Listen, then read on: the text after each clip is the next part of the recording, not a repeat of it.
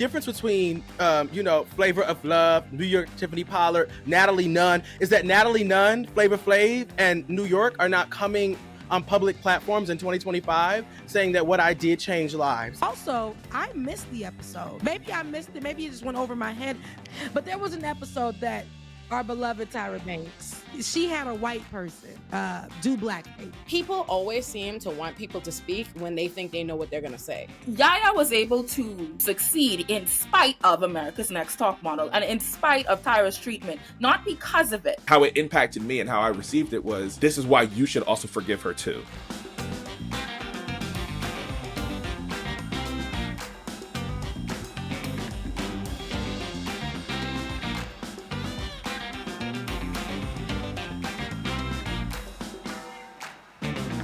Hello, beautiful Black people. Hey, yo. I have gathered y'all here today to talk about Tyra Banks.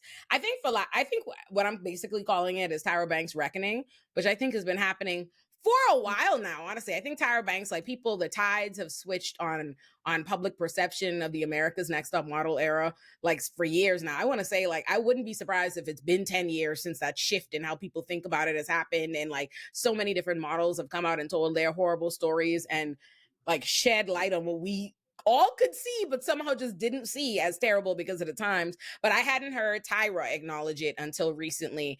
And, Tyra told everybody to kiss her ass respectfully, and I think I'll let Aaron play that video. We can react to some of that before we discuss and look at Yaya's response. How's everybody doing? Good. Well, I am super touched, and I want to speak to one person in this room, and I'm gonna try not to cry. I want to speak to my mother, and she's here. Mama, can you raise your hand and wave? The cameraman was failing for a second there. I want to speak to my mama because one thing that you said is resilience. And that's not just me saying, oh yeah, girl, you got knocked down, keep getting up. That was somebody pulling me up. Pulling me up. I remember, and for y'all that were born after 1995, there was a time when there were no cell phones. There was no Uber. There was none of that. And I can remember living in Paris, France as a young model. She didn't have cell phones. Going through hell. And I walked 3 blocks to a payphone. And I called my mama and I said, I can't continue. I'm just coming home. And she says, I didn't raise a quitter. That is not what we do. And I kept going on because of you, mama. I was paid 90% less than somebody that was less known than me. And I cried and I said, Mama, I'm not gonna sign this. I can't sign this. And she says, you will sign that because perception is reality.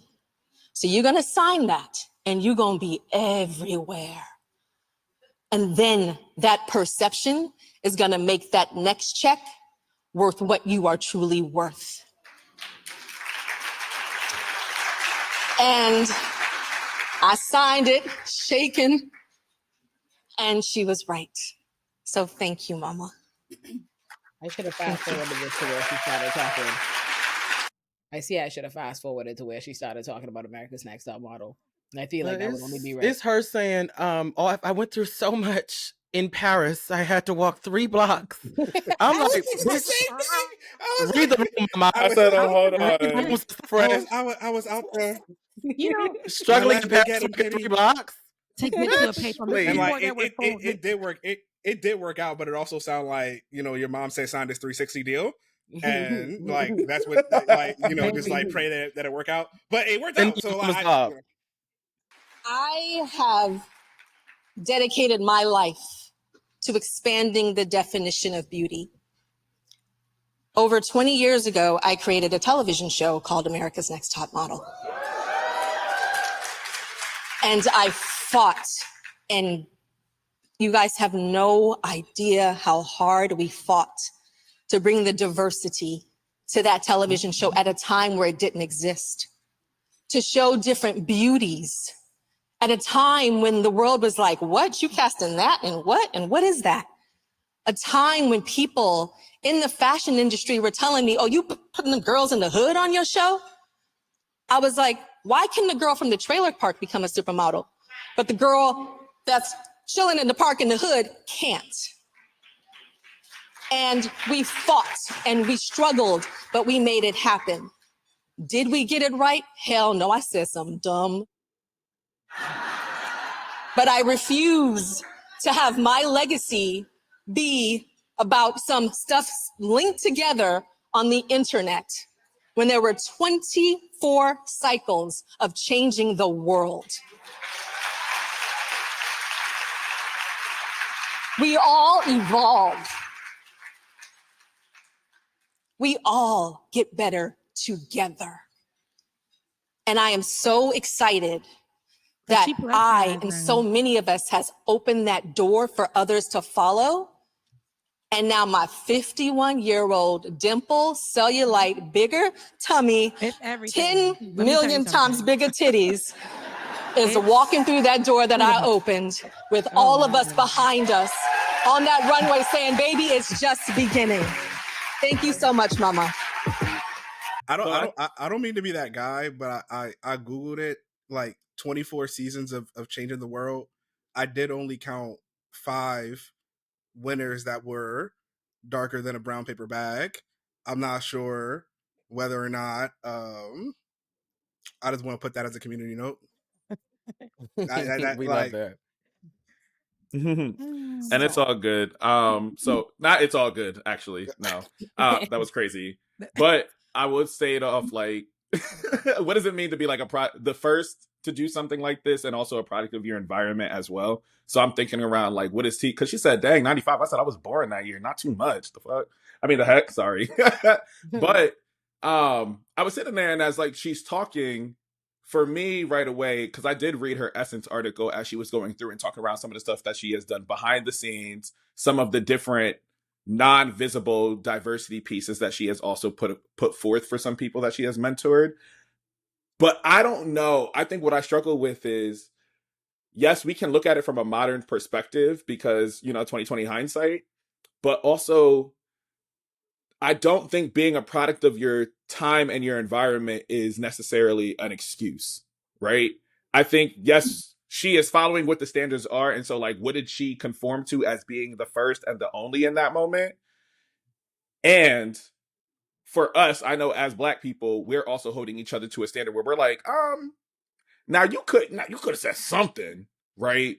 And so I'm wondering, like, for her being the first to go through something like this, do we give grace for that piece? But we can also acknowledge that she kind of dodged the accountability on the other things of saying like a bunch of people on the internet strung a couple of clips together. And I'm like, no, girl, that's 24 seasons worth of crap that you put people through. And so you can't just say like it's the internet just doing what the internet does. The evidence is there. So you don't get to downplay the impact and harm that you may have caused other people either. So I'm in the space of like, yeah, you can be the first. You can make mistakes, but girl, you got to own that. And I don't know if she owned it in a way that felt genuine to me. So I'll start there. No, I don't think, no, it wasn't genuine. It honestly wasn't genuine, right? So it's so nuanced, right? Because I don't want to hold Tyra to this like standard that we don't hold white people to. Like I feel as if it's almost too easy to like just try to like around and be like, bitch, you do it. Sorry, Yummy. I'm sorry. No, you can curse. Just make sure. All right. Cool. Yeah. Okay. Cool. Yeah, bitch. Like it's cool. Like you let a kid cuss one time and now it's over. Okay. No, but no, I don't want us to hold her to like the standard that we don't hold other executives to, other producers to. But at the same time, there's an empathy, and I always say this: it always hurts when it comes from your own, right? So she pulled So she pulled women from backgrounds similar to hers, or neighborhoods that she was adjacent to, right? Economic backgrounds that she was adjacent to. So she was fully aware of their experiences, and she was fully aware of the environments that she was pulling them from. And I feel as if there was a lack of empathy that came when she pulled them into these environments. And it went further than her saying some stupid stuff, right? Because okay, fine. Let's say this was this early noughties, late 90s. We can say whatever. We can talk. We can say that there was a cultural shift that happened mid 2010s and moving forward, right? Cool. But at the same time, an abusive environment is an abusive environment.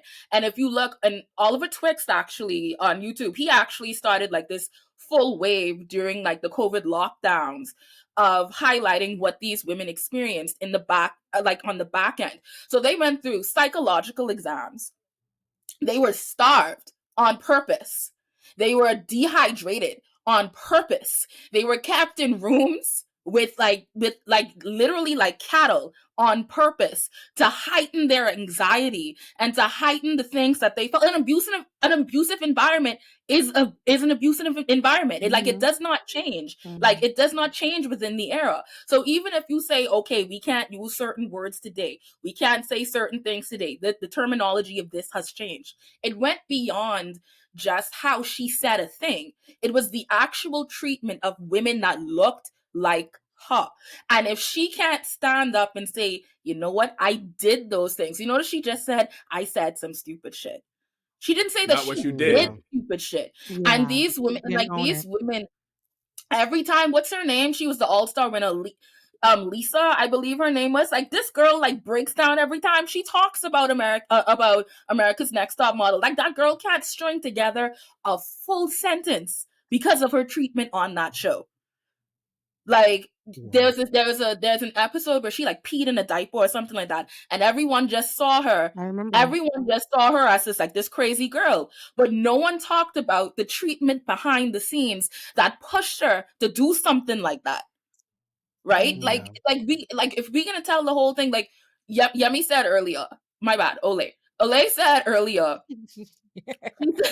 she said earlier that She said earlier something along the lines of girl, where that thought come from? Shit. Point is, the point I'm trying to make is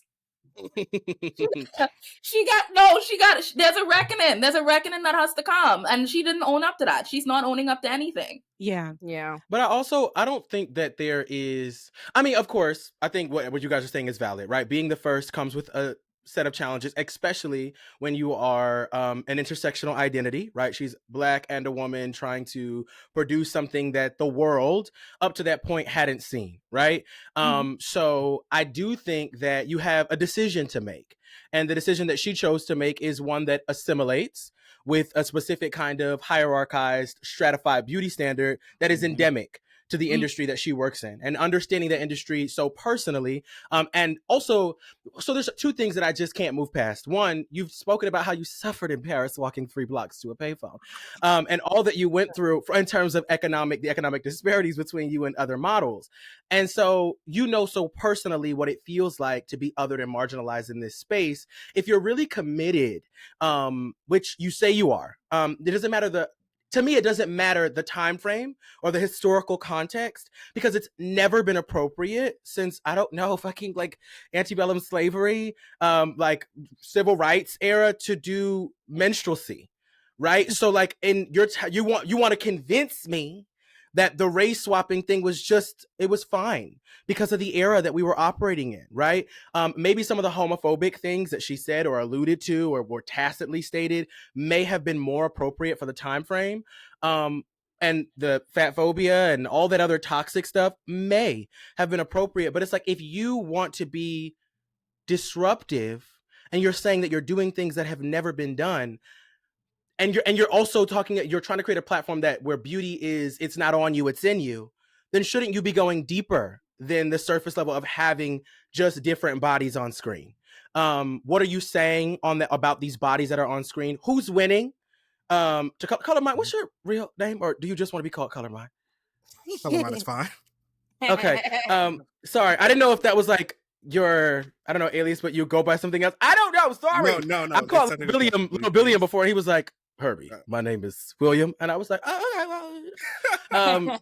As soon as we go, that's not what it says up here. Expecting people to call him by his government. Like, excuse me, that's not your name to the public. Right. Anyway, yeah, I don't necessarily give her much. I think equitable grace is something that I work on. So I give her an equitable amount of grace because she was dealing with she wanted to be successful. Folks you have options, right? You choose scale over ethics, right? And so the reason why it had 24 seasons because she put the ethics to the side and said, I want this to be as large as possible. So equitable grace. I wonder if like the big not sticking point, but maybe the thing that makes this so nuanced is the fact that this show and Tyra comes to prominence during this phase of like not identity politics, but like representation matters. And like at the time we were like, to see a person, like to see just a Black person helm a show in X different industry felt like a crumb because like Tyra's right, like it was just her doing that. But now with our 2020 hindsight, we're like, well, we didn't just want representation. We didn't just want some person who looked like us, like inflicting the same trauma on people that look like us. So can they be held accountable for that? You know, it's funny. I don't know if I would categorize Tyra's show or what Tyra was doing as inflicting trauma on people who look like us, because I wouldn't say that the majority of people were people who look like us. They were models on the show. I think, which is why it stood out to me so heavy how she treated the people who did look like us. Because I want to be clear, Tyra was abusing all them bitches. that was the show. That was literally the show. No, an equal opportunity traumatizer. Okay, all races and hues could get it. I'm gonna cut your fucking hair off, send you home, bitch. Thank you. I want to be clear. Like Tyra was not just kicking Black women's back in, but it was everybody. I think that it was everybody. It was the judges even. I have a little. Yes, it was the judges even. You're having too much fun with that. I see it, but also, go ahead. I think the thing that I is funny, right? I think sometimes when we think of breaking in the door or like doing something for the first time or changing the mold, we think that we all have the same idea of what that is.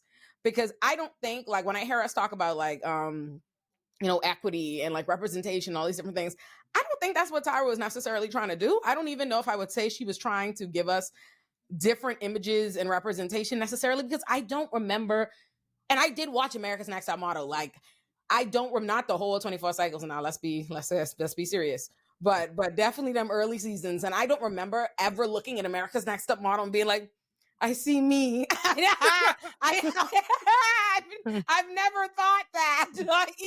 Even the Black women that were there were like skinny supermodel types. And even if we think of representation of body diversity, again, who they were calling were plus size were never plus size in the real world. Like, I don't think for a second, normal people never thought Takara was fat the way America's Next Top Model saying. Because in the same breath that America's Next Top Model was calling Takara fat, we were putting on the top of King's magazine. So like the different beauty standards in different worlds existed even at that time. I would say I would give her, I don't know what necessarily Tyra's specific goal was. And I think sometimes it might help her to like say that. But like she's saying now, they were trying to like show all these different kind of beauties and take the girl from the hood and all this different stuff. I don't know if that's the case, because I'm thinking of a specific girl, a specific Black girl. Maybe it's Tiffany, maybe. I don't remember specifically, but I remember she treated her like shit. Oh, if you talking about Tiffany, yes. Yes. Like, I remember, to me, the only time I would know a girl was from the hood, or, would be, or something like that, was because of how they treated her. Like, it was like said, this over effort to like paint them out to be angry or problematic or difficult. Specifically, what's her name? Who's the supermodel that was on that? Dixon? What was her name? Janice Ian. Janice Ian. Yes. Her. No, Dickinson. Yes. Dickinson. Throw her out too, because some of the stuff that she got away saying irked my spirit. But I think it was also the other piece, I think, is like when I watched it, I would also recognize the kind of girl that she came down on a lot too, because she also didn't like the smart Black girls. She didn't like the other ones who had options. She didn't like the ones that represented her or who she could have aspired to be. And I always found that piece like super interesting too. Not to revive decades old Tyra and Naomi stuff, or to like even jump head first into a discussion of colorism, but I think like, you know, there's really no way to like get around it. I think what we gotta remember is, and I think Tyra is a colorist. Like, I think we have like maybe not present day. I can't speak to her character, but I think what was demonstrated to me, not just based on Naomi and everybody and their mother telling us Tyra was a colorist, which has happened, but I think what was demonstrated to me on that show seemed clear. Like anytime a woman was dark, she was doing too much black shit for Tyra. It was basically like, oh, you black, that name African, take that kente cloth off. You're already doing too much nigga stuff over there. We're gonna straighten your hair. We're gonna change your features. And that's how I remember Tyra giving it up. So I said it to say, people who have those kind of viewpoints, their version of breaking the mold or opening the door is always going to be very different. Like what they think is acceptable there. And I think Tyra is a reflection of the old world of breaking the door open. When they mean breaking the door open, they don't mean breaking the door open and flipping the tables over. They do mean literally just opening this door to sitting in this room as it is. So let me say, that always seemed clear to me about Tyra. I really need to point out though, like I actually, and you know, people might tussle in the comment section or even on this panel.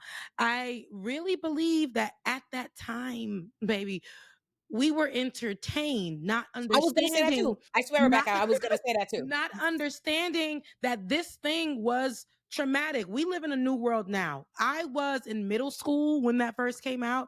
I too, born in 1990, had aspirations of whatever, right? To do all these different things. And when I would watch these, because this was television back then, you know, when Lenny Williams used to sing the song, he said he watched television until television turned off. We watched what was on television. We watched what was forced on television programming at this time. UPN was like the blackest thing at the time. They changed the name, but it started off as UPN, okay? And we would watch all the black content that would go over there. CW now. And we would, you know what I'm saying? Like Wednesday nights, Monday nights, Moesha, all that, our reality shows. That was one of them. And it was our entertainment. At the time, I did think it was odd that the girl was peeing in her diaper, but she had a nasty attitude too. All of these, and a nasty diaper. It was ridiculous. But and then I remember the girl Danielle, who was from a country. I think she was from Alabama or she was from Mississippi, and she had a gap. And Tyra would like. I remember Tyra did just like this with I think a piece of paper. Okay, and I was like, did she just disrespect her gap? At the time, before I had braces, before my mama was able to afford any kind of teeth care for me, I looked like I was chewing on rocks. So I was like, wow, I must go get my teeth fixed at some point in life. I was thinking about all those things, but yet I really thought that was the right way, because not only did Tyra Show tell me that, J14 magazine, those modeling magazines, those fashion magazines, it literally mirrored what Tyra was talking about. Also, Tyra comes from this world where at that time she was giving people who never would get an opportunity with the show to a modeling gig, because Tyra got it as like the 0.1% with Naomi Campbell, like the people who they would be like, okay, we can get these 4 black people for the next 10 years. Tyra created the show that allowed us to find the girls from wherever they were staying and what they look like in there. It was a lot of entertainment to us. And at that time, we didn't know and weren't opened up, or how we wasn't woke, right? We wasn't woke yet. And so at that time, it was like we watched and tuned in every day. We had, our little hearts had judgment, because it was literally grooming us and telling us we had to have judgment against these people or whatever. And I think at that time, Tyra was going with it too. I don't think especially from the modeling that she came from, you know, I'm pretty sure they were putting her against all the other black models. Same they were doing Naomi Campbell. I'm pretty sure the environment was hostile. And she thought that she was coming in here with her, I'm giving you a chance. We were always rooting for you and all this other stuff. Because back in my day, it used to be, and that was really long ago. And she was giving those speeches then. When I was a model, I used to have to, it ain't going to be that easy. And it was harder for me back in like how she said she had to skip over to the, you know, the parents' telephone and stuff. That was a real, I walked to school ass bitch. Rebecca, I agree with you, you know. I wildly agree with you, but I even look at the way she was yelling at those girls. So that was a wildly unhealed woman, unhealed woman yelling at gals on TV. But the thing about it is, she talks about I think everybody on this panel right now, if you were watching America's Next Top Model back then, you weren't even in high school yet, right? Yeah, no. And so you weren't in high school yet. You didn't even have the verbiage yet to describe anything. You now have the verbiage to describe some stuff. And yeah, I said earlier, yeah, some things were like a product of the times, and you had to move with that. But the thing about media and the thing about history in general is it gets analyzed. Mhm. And you can't stop when you cannot hinder when that piece of thing gets analyzed. Right? Like you can't. You genuinely You cannot. can't. So we can sit back now as adults and be like, yeah, that was fucked up. No, it was. We can That say was- that. But I also want to add, she didn't change her ways too Mhm. much, because then Mhm. the times that I watched, there was no internet, all of this stuff where we can have the conversations. I was really young, and again, things that what I was seeing on television was matching what I was seeing in the magazines, was matching what I was seeing in the music videos at the time, and those type of things. But then you guys say 20 something cycles, and I think I only went up to probably 10, or even, I don't know. So after that, there were times, right? And she would bring in, I think that she brought in someone trans, and she brought in, because that was, whatever. But even the treatment of them then, I think, was still similar to how she did back in the day. So if there was any change or anything, I'm not sure. The trauma did continue, because I feel like that's why I think that we should be able to judge. Because, like, girl, now the whole world is watching. We got social media. People are telling you, and you guys are continuing to function in this way even after the fact. And then you get on stage, and Tyra gets on stage, and I don't believe, and I'm going to tell you, I like, when watching that, hearing that, I think that she does deserve moments, and she is somebody who was groundbreaking. Yeah, that's great. But to get up there and diminish the people who are talking about the trauma the same way, they had to live it the same way. We didn't understand. They thought this was the way to go. They thought this hazing was proper. They thought all of that was like literally how to become a model. And just because the other women went through it, they had to make these women go through it. And but I feel like, go ahead, Ben. Sorry, I didn't mean to cut you off. I just feel like to deliver a 45-minute speech and to end on the note that, well, at the end of the day, it was 45 minutes. I received it as 45 minutes. That's hilarious. No, You niggas are out of pocket. That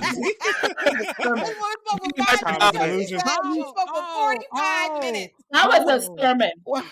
Correct. I just really it was longer than Aretha Franklin's funeral. For you to get up there and deliver that soliloquy, and not I feel like at some point the takeaway was the ends justified the means. Yes. And for me, I feel like, sister, we're not having this conversation 20, 15, 10 years ago. Mm-hmm. You're coming on the stage now in present day to say that what you did was transgressive. I wouldn't have an issue if you didn't end with, what I did qualify the transgression, qualify what it is, right? Make it plain, not just what I did was some fucked up shit. Yeah, but also, like, if you're gonna say that what you did was progressive for the time and all the time that you took, I think we could have added some qualifiers. And here's what I did. And to your point, when we're talking about owning it, it's adding qualifiers and using the language that says explicitly, this is what I did wrong. Because I feel like trying to present it as like, again, the ends justify the means, and what I did was transgressive for the time, just puts us in a position as the audience to say, well, sister, it wasn't that transgressive. Of course, we're looking with 2025 eyes, but she's sitting up there with 2025 titties. So we want you to be in the moment and speak from that perspective. She said, boom, boom. I will say though. But I think she moves like, oh, sorry. No, you good. I just wanted to say I really do feel as if it's like a testament of like American reality shows in general, because when you look it's a testament of American reality shows, because I would have totally accepted if she stood up there and said, you know what, we was trying to entertain y'all. I did what I could, and now it's that. Because when you look at spin-offs of America's Next Top Model in other countries, those other countries prioritize the fostering of talent. Like, and not just America's Next Top Model, not just spin-offs of that. You look at like Britain's Got Talent, X Factor.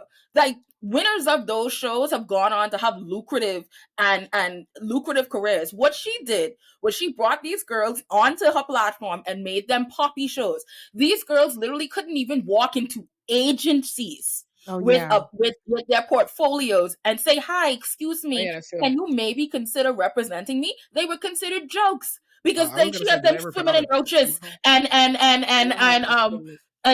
dyeing their hair pink and giving them weird hairstyles. She wasn't trying to foster talent, and don't lie about that. And Colorblind said it.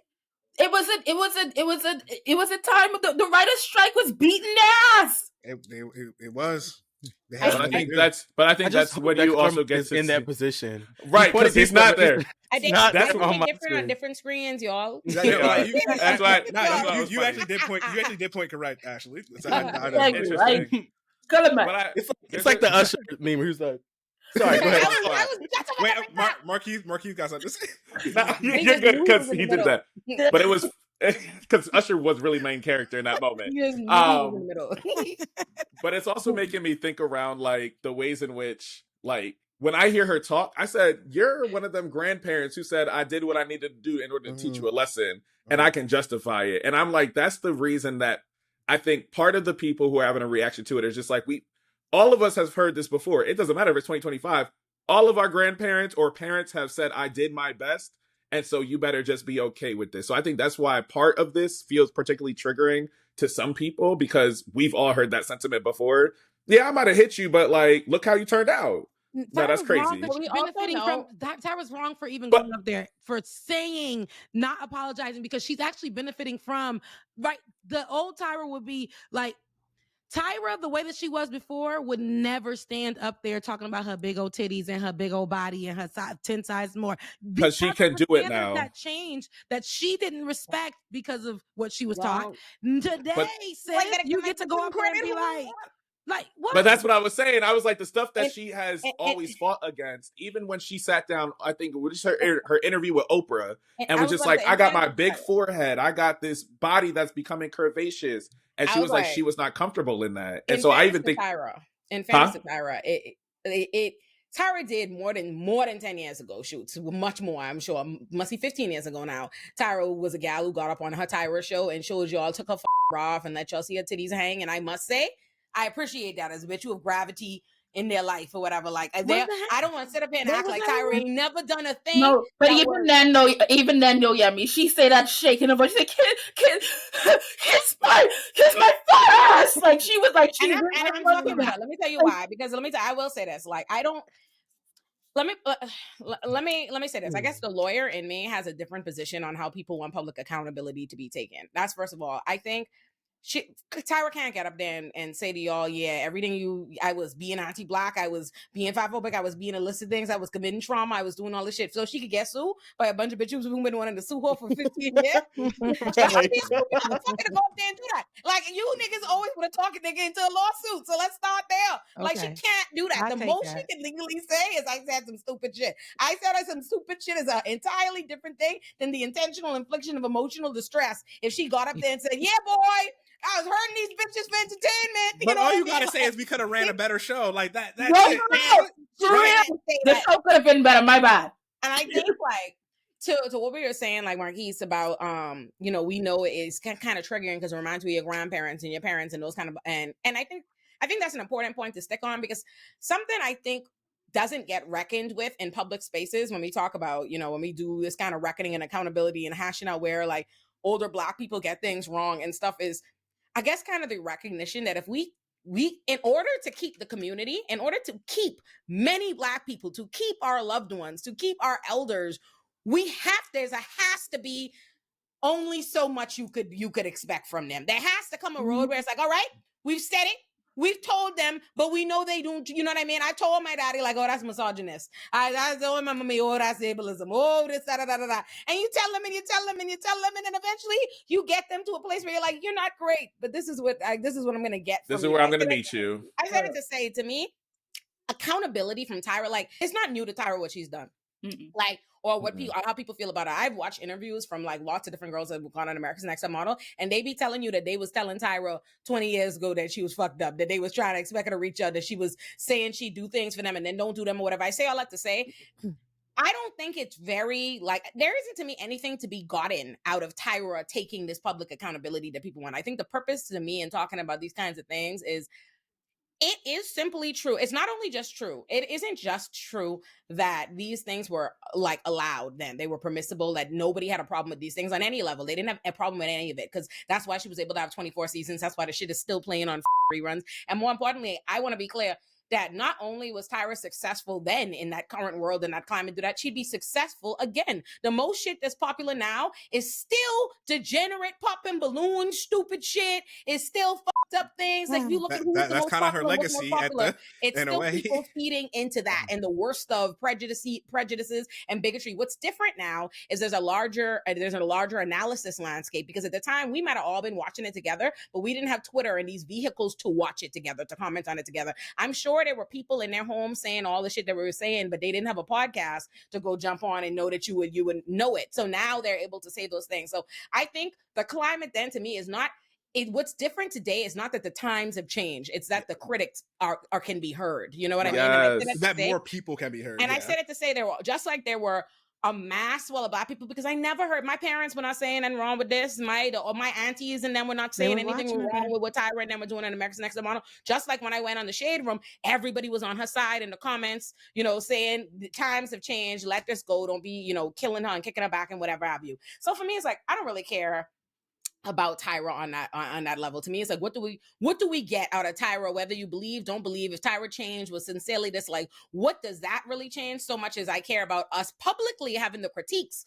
of why it's wrong, what's wrong about it, and so that hopefully less people go do it in the future. But as far as like Tyra taking any like, what's she gonna do at the end of the day? Like, that's what I don't think she believed. Like, I agree with Ashley and Herbie and them. Like, I don't necessarily think she needs to come up there and say she was trying to change the world with the show, or she did make these kind of changes and stuff. But I think that's because she has a different perception of what changing is. In her mind, all she was trying to do was open a door. And I don't even just think for all of these people, I think for herself. And I think she comes from the time period of Black people who see one Black person being really successful as some kind of, like, they think of that as something like that matters to them. So I think which is why she's talking to a crowd of people where she thinks she's more likely to get that off. Like, a room of people. No one knew that she was going to speak that night. And that was according to former top. No one knew she was going to give a 90-minute sermon. We didn't know she was going to be in the room. You, according to, as reported by, Yaya, she put that out there in her video. She said that, I went to the bathroom, and all of a sudden, because Yaya, she gonna give it to you real spiritual, real cute. She was like, and it just so happens that at that time, Tyra got up. No one knew. They said, Yaya said she was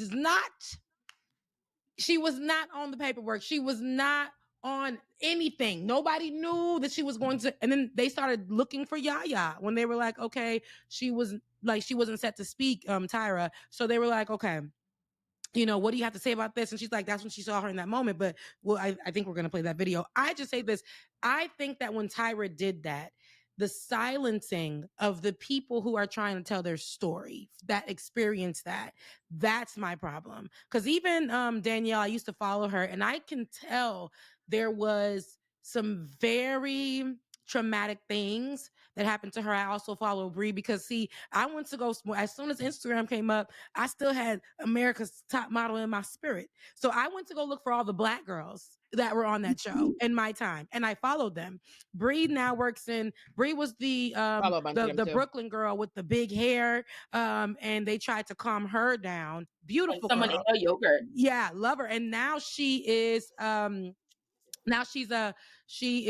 like, she works in psychology or child psychology, something. I'm making up that, but she works in something psychology with, something like that. And then I follow Danielle, and Danielle is such a shell of who she was.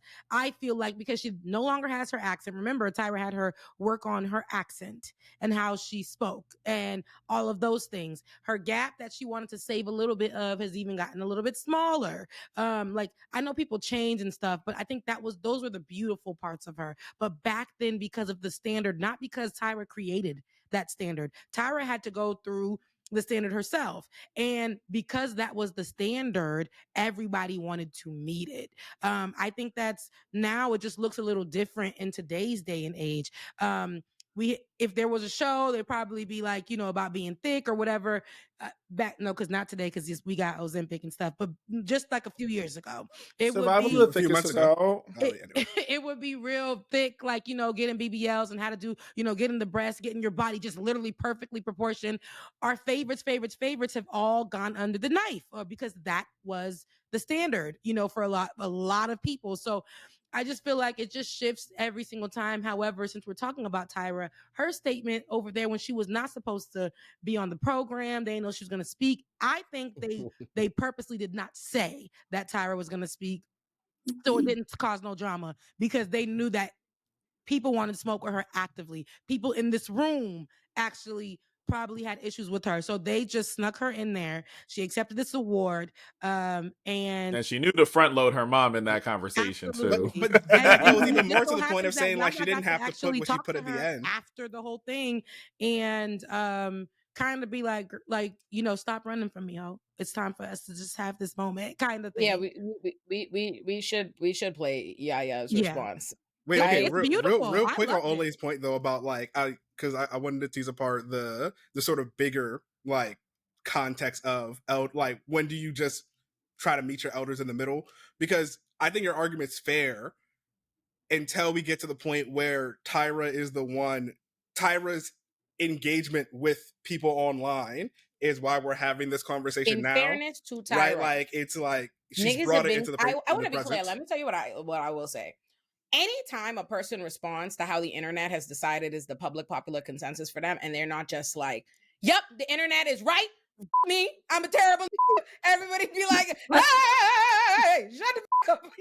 You out there, you making it hard for me to talk about Mario you. when he died. Tyra has been popular opinion to kick Tyra's back in for like 10 plus years now. Like, regularly put out YouTube videos and they do interviews. I have them. They're my favorites. I follow all the gals. Gals regularly shedding their light on Tyra, and she just be right there, just taking her legs. Like, that bitch been getting.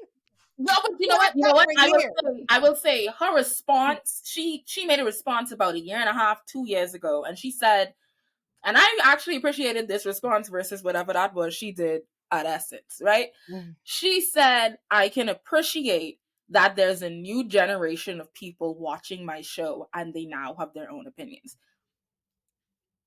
Very PR. I think that's part one. Part one is I can appreciate that there's a new generation of people watching my show and they have their opinions. And part two is, and them. And fuck what they talk about.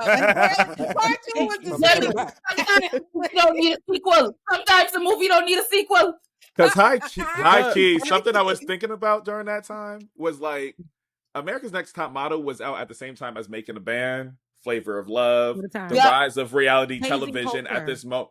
Yeah. And so when you really think around like the entire media and television landscape, reality TV was doing anything. Bad Girls Club, they were doing anything to get the views. And so that's also another piece to it. I think the switch on in the world she lives in, because I think it's important. They right now have a shit ton of lawsuits on Love is Blind, on all these places for letting people get sexually assaulted, for not getting them psychological evaluations and all this. Yeah. So I do think there's an element of her existing in a world that is way worse than her. You know what I mean? And I'm feeling some semblance of, I'm getting my back kicked in the most for doing what I needed to do in this arena that is much worse. And the conversation I think hasn't shifted out enough maybe for her liking. You know what I mean? Because I was gonna say, like, I think that's the difference of her show. And I think Herbie, I think we might have been about to make the same point, is like you have a show where you're giving an opportunity to somebody, and like in that, a show that is in for us, what I'm gonna say, I was probably 8 at the time I was watching this show, had no business, but we were here. But even at 8 years old, I was just like, oh, these are the things you need to go through in order to get to the top. This is the thing you need to go through. And so this is how you are going to teach those lessons. I think us looking at it from now a modern lens are just like, yo, this is like a lot of harm that's going on. Like, I don't know if I'm personally going to go through that. However, and so I think even when I think around like, oh, you're running multiple blocks to go get a cheesecake, you're doing this to go make sure you can make it into the industry. Oh, Dylan. And so I'm thinking around like that landscape of what does it mean to accomplish something at this time? We don't know if we've always seen like the growth part because they led with the drama a lot of the time. And I don't think we got to see like really what came from. Like, we might have got an Ava Marcel, we got a Yaya. There's other people who are going on to like define what success looks like to them. But I think the amount of harm to the other girls that we are just like, girl, you got a full transformation that was kicked out that same episode. I don't know what happened to you, right? And so I'm but like, see, so no, we weren't going to make the same point because okay, yep. I was gonna say, he said we're actually not the same. well, actually, no, sickening point though. Sickening point. My thing is, it's always going to give. Well, actually, I was about to lie. Shout out to Tyra and all the things that she did and all the things that she's done. This is why I said equitable grace. Is something that I practice with not just Tyra, because like I literally never talk about Tyra in real life, or even in social media life. So shout out to her. But none of the difference between Flavor of Love, New York Tiffany Pollard, Natalie Nunn is that Natalie Nunn, Flavor Flav, and New York are not coming on public platforms in 2025 saying that what I did changed lives and what I did has moved culture forward. And so it's just like, sister, you're trying to give us bell hooks teaching to transgress when the gag is you are the terrorist in the room. And it's also, again, terrorist in the bell hooks definition. I'm sorry. No. Because Tyra stood on that platform and made it seem as if she was selling Girl Scout cookies for the hood. Okay, she was not. And she did. She did. You're right. Okay. You're right, Ash. Thank you so much. Bring me and back. you know what? Thank you. And low key, and maybe Wikipedia is not a reputable source, but I said her dad was a medical photographer. Who daddy? Tyra's dad was a medical photographer. That is so random. Or her mom was a medical photographer. Yeah, her dad was a computer consultant. And I said, wait, so Tyra came from, Tyra, she won, it wasn't really means. She came from means. This is why she was walking 3 blocks in Paris. That's like a and bag, she got but... a at 17, 19, 20. Girl. And also just such and such from the hood. I don't know. It just the way it rolled off the tongue. I'm like, maybe not you. It did. Very maybe you should be saying that. I thought the girl from the trailer park deserved. She said the ER and the T too heavy. Okay, she said trailer. Okay, I don't know. That's what she said. Okay, that lady is classist. You know what? And I remember her doing this actually on episodes where she'd be like, holding the piece of paper, and she's like, "You're not in the hood anymore. I busted my behind." And it's like, girl, actually, and we ate it up though. Who's we? It's like, girl, actually, I didn't see that episode. Which cycle was that, Rebecca? It was early. It's just the constant, like this. Hey, you from the hood, and now that you're telling me that what her parents did and stuff, which my kids are gonna have a great life too. My kids will never open their mouth to say they had a struggle when I have some big head children. However, it's for her to talk to these people that are, coming from these, country areas, have accents or this and that, and break them down. Also, I missed the episode. Maybe I missed it. Maybe it just went over my head. Maybe I didn't see anything wrong with it. But there was an episode that our beloved Tyra Banks, she had a white person do black face. Oh, I a white person. I was put on a I never seen the blackface episode. I thought y'all were being hyperbolic to be disrespectful. No. There's actually no. They did race swapping. They did race swapping. I do remember like a race swapping, I think, but I thought they was just like it was like wearing outfits. Like it was a Got Milk ad, and I will tell you right now, it was a Got Milk ad. She got a white lady to get stuff, and then she had an afro, and then she had a mixed race baby. And then she had the little milk mustache. Yes. I remember that. That afro was the biggest Diana Ross's afro in the 70s, okay? Mm-hmm. And she had that white lady painted. Yes. She painted her like a minstrel. The only thing left she needed to do was paint her lips red. Because I want you to know that was a minstrel actress. She was scary. Preach on it. Because that was a problem. And no one in that room thought that was a problem at that time. And that just speaks to, I don't know, like why they did. They didn't think it was that big of a problem. Is the issue? No, they talked about it. As a matter of fact, it wasn't. Their group did the rating study. Like it's a cable show. They knew the ratings were going to go off, but They did speak about it, and it was an era where, like, obviously blogs weren't as popular, but there are, and I hope I can find it, as a matter of fact. But there was a blog that came out at the time. It was like, oh, we doing blackface now, and they had to apologize for that episode. They did have to apologize for that. No, and it's another one. It hurt your feelings when you're looking at this guy. What year was that? What year was that? The blackface thing happened cycle 4. I'm not gonna lie to y'all. It was cycle 4. Who was the winner of that cycle? You see me cheating to distance myself from it. Like, who won that cycle? Like, I want to say what this is given, but we're being filmed. So you cut the cameras. Naima won cycle 4. Oh, no, Naima Mora. For true. My God. Like, stop playing. Now, color mine, was this one of the dark-skinned women, one of the 5 dark-skinned women winners? No, she's a mixed baddie. No, it was not. Mixed baddie is crazy. She's not the transracial representation. Which is wild. Yeah, Tyra Banks invented Rachel Dolezal. I hear she actually got her hired. Hey, allegedly. I just make that shit up. Do not. That's the Rachel Dolezal. Allegedly. You can say that. You can say that on the air.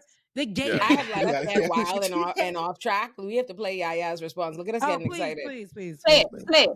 I basically look at Herbie's face to know when I need to be reined in. Like, okay, we've gone off. Gone off. No one gets distracted by her beauty. She's beautiful. I love her. She's so pretty. You guys have no idea how hard we fought to bring the diversity to that television show at a time where it didn't exist. To show different beauties. A time when people in the fashion industry were telling me, oh, you putting the girls in the hood on your show? We fought and we struggled, but we made it happen. Did we get it right? Hell no, I said some dumb shit. But I refuse to have my legacy be about some stuff linked together on the internet when there were 24 cycles of changing the world. We all evolve. We all get better together. Oh, wow. A lot was said and a lot was not said. I feel compelled to speak because ever since that speech aired last week from the Essence Black Women in Hollywood Awards ceremony, my DMs, why y'all acting up? There were so many comments asking all these questions, excited to see some beginnings of accountability, still mad because they didn't hear an apology, this apology that y'all have been talking about for years. And I wanted to share something with you that I shared with some women in the room at this awards ceremony. So what happened was I went to the bathroom once in the entire ceremony.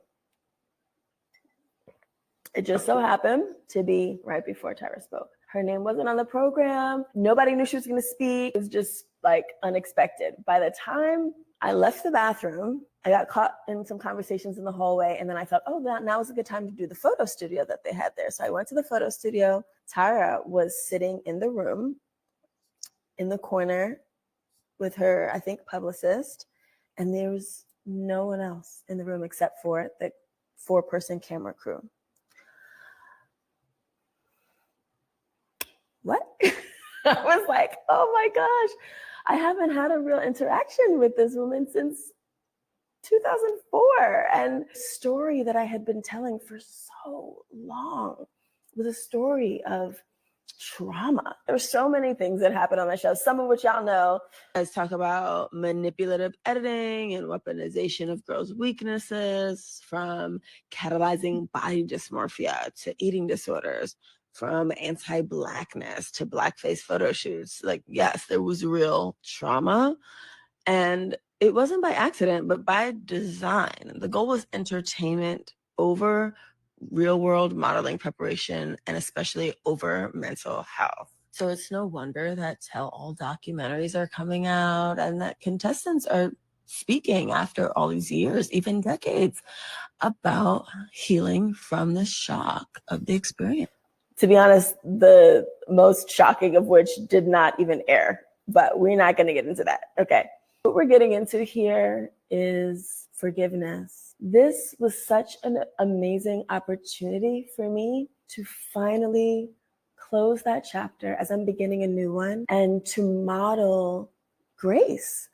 I was so excited in this moment to walk over to her, to reach for her hands, and to greet her with warmth, with gratitude, with love, something that I would not have been capable of. The couple of places that we've been in the past, we did not speak. Probably both pretended not to see each other. It was very awkward, very strange, very irresponsible. And most of all, irresponsible to myself. Because when you're continuing to blame someone for something, you're giving your power away. And I learned that the practice of forgiveness is for me. Can you please give me a tissue? Whew. Come on, somebody. Okay. It's for me. It's for me to be in my power, to know that my life is something that I am creating with every choice, with every dream, with every daydream, with every journal entry, with every conversation. I am speaking my life into existence. So if I keep telling the story of blame, then I'm refusing to take ownership. That I'm refusing to accept that everything that happens in life is not happening to me, but for me. And if that is true, then everything is serving me as long as I'm learning from it and growing from it. When I look back at my journey over these years, I'm kind of mad that it took me so long, but just so grateful that I finally came to this place of freedom. When I saw her, the old me would have been like feeling heat, maybe my heartbeat would have sped up, or I would have tensed, or I would have had a conversation with myself about making eye contact. And well, she looks back at me, then like all this energy wasted. And when I saw her, I was genuinely excited. And I walked over and we had a beautiful conversation. And no, there's no explicit apology, but you could see in that video, she's sick of people every once in a while bringing up these controversial clips from the show. And not for nothing, but some of the same people who are making these little videos and commentaries about, oh my God, can you believe this happened? Can you believe that happened? Back then, we're watching it and laughing and not really seeing anything wrong with it.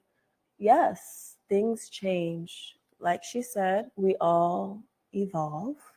Society as a whole is shifting. And so no wonder we as individuals are shifting. But let's not pretend that the show was not wildly successful because its audience base was right up there on the judging table with Miss J, Mr. J, Tyra, Nigel, Olay, all of them. The audience was right up there at that table judging, feeling good about knowing better that I can't believe she did that. We all evolve. We are all doing the best we can at all times with the resources that we have. It doesn't mean that we accept abuse, but we know that everyone is just trying to get their human needs met.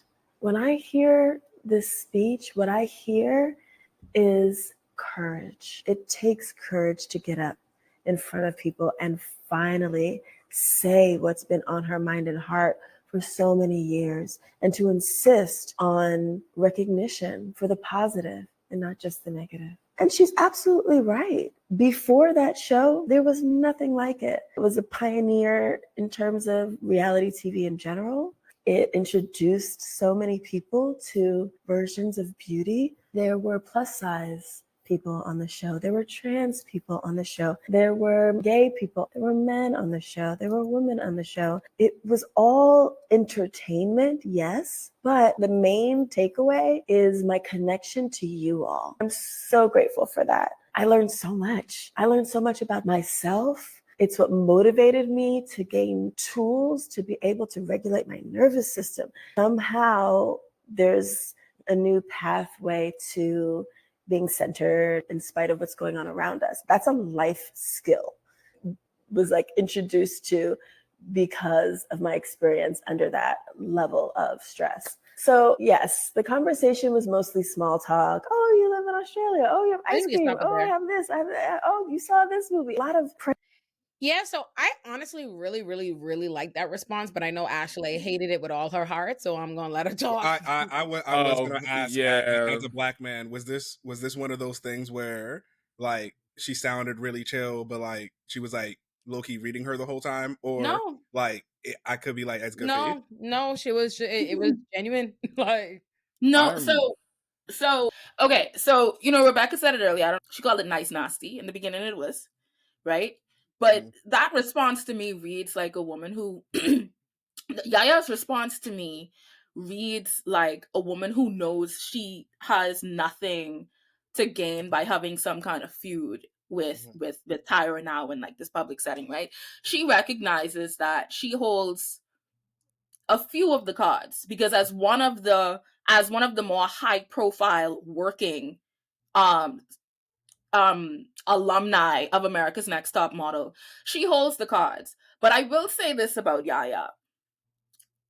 As a Bahamian, we believe in 3 V's: vitriol, vengeance, and vitamol. Okay? I personally don't think that you have to forgive everybody. You don't have to forgive everybody. And I'm actually very tired of it. I saw a tweet one time say like 2 rights don't make a wrong, but it's always coming from the person who benefited from the first wrong. Right? And Yaya comes from, I don't want to say she comes from a privileged background, but she was one of the she's one of the stars smart girls. She was one of the smart girls, right? So she came from a background that allowed her to elevate herself in some way. So Yaya was able to succeed in spite of America's Next Top Model and in spite of Tyra's treatment, not because of it, not because of that treatment, right? And I wasn't on that show, so like I don't gotta get riled up for nothing like that, right? But then I look at someone like Tiffany Richardson, who came from a poor background, right? She was only able to go to the auditions because her grandma bought like a bikini for her to be able to audition, right? They labeled this girl as genuinely took the title of angry black woman and attached that to Tiffany, unrightfully so. And she was not able to get the help that she needed. They threw her back into the poverty in which they plucked her from, right? And she wasn't able to get on steady feet for quite some time, right? And so when you sit back and you say, life is, don't let life happen to you. Sometimes life does fucking happen to you. And like there's such a trauma that's attached to poverty. And if you do not have the resources that allows you to battle said poverty, having that monetized on an international platform for the masses to then be able to see, I don't necessarily think you should in turn discredit anything that those girls would have felt, because I stand by the fact that it is on record that these girls faced psychological abuse. They were held in rooms for hours. They were withheld, like food was withheld from them. They were given storylines that did not necessarily attach to their own personalities. They were edited in ways that even if they were to go to walk into McDonald's and say they want to flip some burgers and fry some fries, the manager would look at them and be like, "You think you could do that? You think you're capable of that?"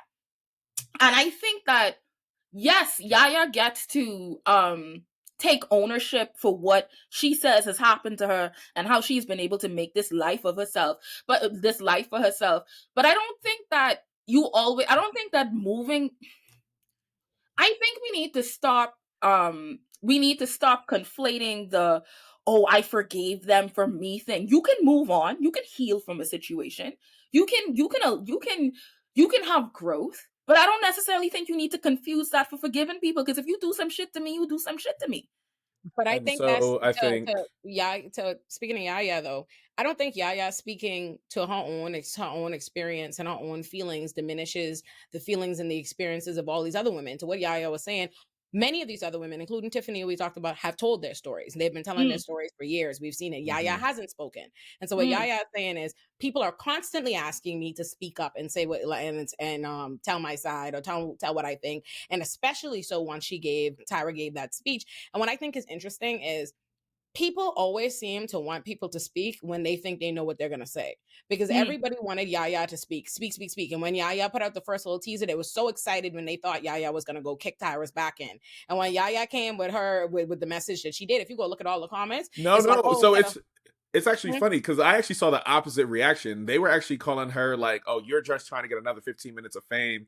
Oh, this is so interesting. We live in different eco spaces, clearly. Because in mine, everybody was excited for the tea, and then once they said, "Girl, pack it up. It's been 15 years." I said, "Oh my god." That's actually only what I seen after she was positive. You go look at the Shade Room comments. It was in all these places. It was like, "Oh, said a whole bunch of nothing. You could have left that if you wasn't gonna, give tea. If you wasn't gonna this." And I think it's like, stories are only seem to be uplifted, or your experience, what you have to say, when you're interested in continuing this. You know what I mean? The internet is like fodder. They want drama, they want discord. They're excited to like to see this woman say something about her negatively and create a larger thing. I don't disagree with Ashley. I don't think that you have to forgive people. I don't think that you have to move on in that way. And I don't necessarily think Yaya was saying that. I think she was saying, like, for her, that's what she chose to do, And I think that is valid in and of itself. And I thought she tried to be mature and fair. Like, I have been upset. Like, she basically said, like, don't get it twisted. I have been upset about the things that she did and they did to us on this show for many, many, many, many years. Like, I consider it traumatic. I think it is traumatic what was done to these other women. I understand all of the critiques that people are making and why that's happening, but I also understand how multiple things could be true. She could have done all these terrible traumatic things, but she also did still open doors, and she still has the right to, like, demand to speak up for her own self, like, or to demand she gets recognition for the positive and the negative. I think Yaya's speech kind of was, I thought it was nuanced. I thought she spoke to, like, the multiple. It was a speech. It was 12 minutes. It was a speech. I thought it was a speech. I thought it was a lullaby. She put me to sleep. I was tired. But I think, like, she said, "Let me tell y'all a story." But I said I love the cadence of my point, because she's my favorite her temptress. You feel me? I said she give a little her tep.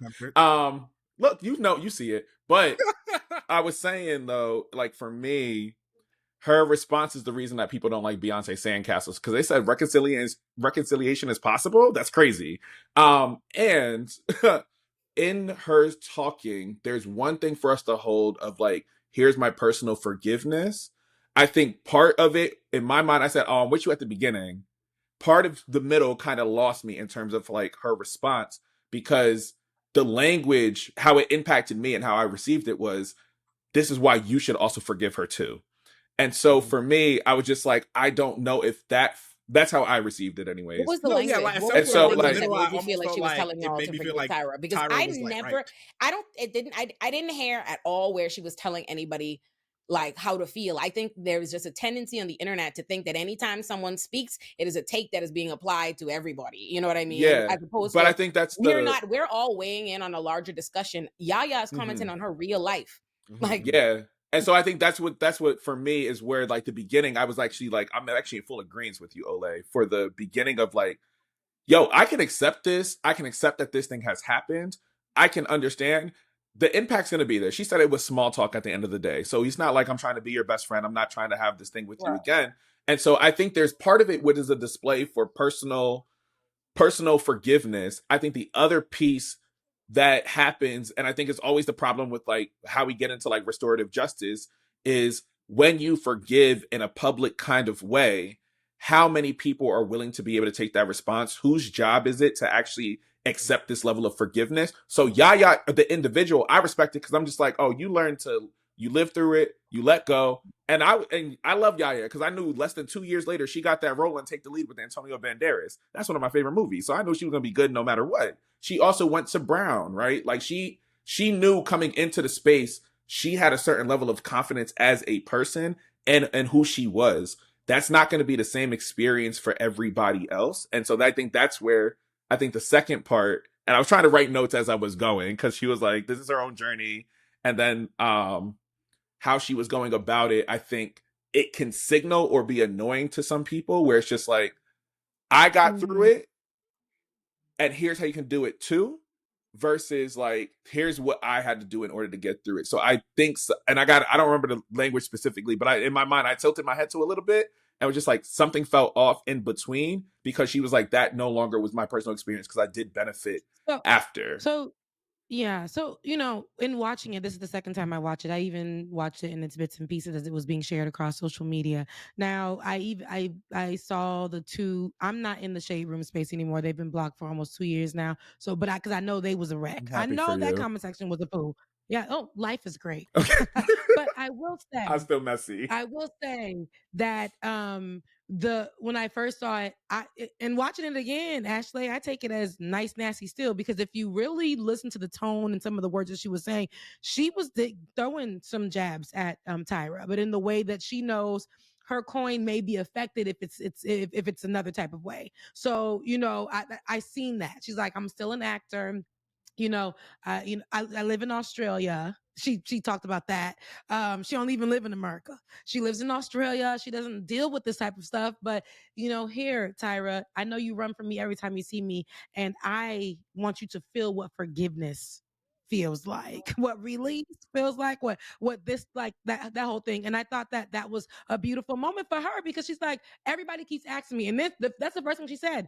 Y'all are all in my DMs. This is not the first time. So every time Tyra comes up, of course, everybody goes through searching for the people who are on that show, getting in their DMs, jumping into their, their comment section. They can post a picture of their children. Mm-hmm. Yeah, and they'll that's a great point. it anywhere. Yes. So what I'm saying is, like, I think that at this point, when she started, she was like, why y'all acting up? Like, y'all always coming at me. Now I will say something so we can dead it. And her moment, she probably would have never said anything about her interaction with Tyra at all until that speech came out. It got crazy. There. And she was like, well, y'all wouldn't even believe it if I told you.